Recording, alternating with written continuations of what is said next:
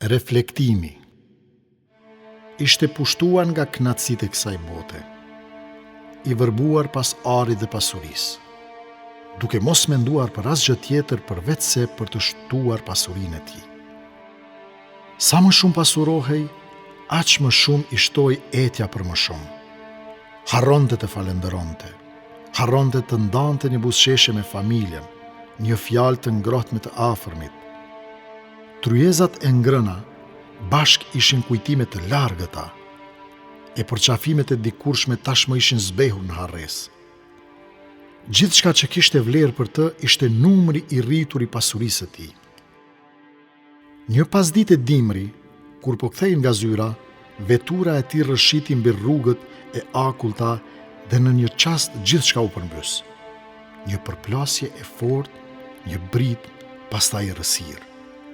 Kur hapi syt, dhimbja e fortë në dorë dhe këmbë i apreu frymëmarrjen. Nuk mund të lëvizte. Gjymtyrët i kishte thyer. Ditët e gjata në shtrat e detyruan të mendonte. Për herë të parë pas shumë vitesh, pati kohë të ndalej dhe të shikonte brenda vetës.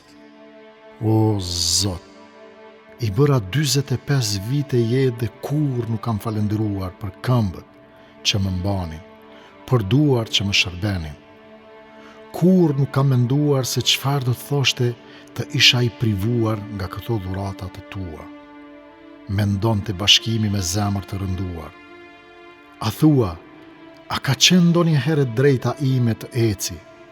A ka qenë obligimi yt, o krijues, të më japësh duar, këmbë, sy, vesh?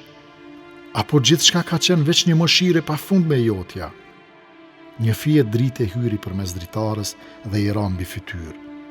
Sikur drita e vetdijes kishte nisur të ndriçonte zemrën e tij. Po zemrën, a do ta kisha shitur për tër botën? E çfarë do të më duhej e gjithë kjo pasuri, po të mos kisha një zemër që rre? O Zot, sa i pasur që kam unë, edhe nëse nuk kam asnjë kacide, por derisa kam shëndet dhe jetën. 2 pika lot i u rrokullisën në faqe, e ndjeu peshën e kohës së humbur, vitet që i kishte shpenzuar duke ndjekur një pasuri që nuk i kishte sjell lumturi. E kuptoi se shëndeti dhe paqja e zemrës ishin thesari më i madh.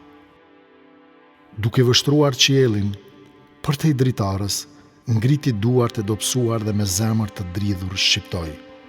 O Zot, më fal për vitet që harrova të të falenderoj.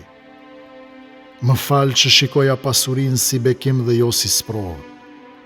Më fal për netët që nuk i fala për ty dhe për ditët që nuk i jetova me mirënjohje. O i gjithëmëshirshmi im, ma mbush zemrën me dritën tënde dhe mos e lër të errësohet më nga lakmia dhe harresa. Më dhuron një jetë ku pasuria ime të jetë në zemrën time e jo në duart e mia. Amin.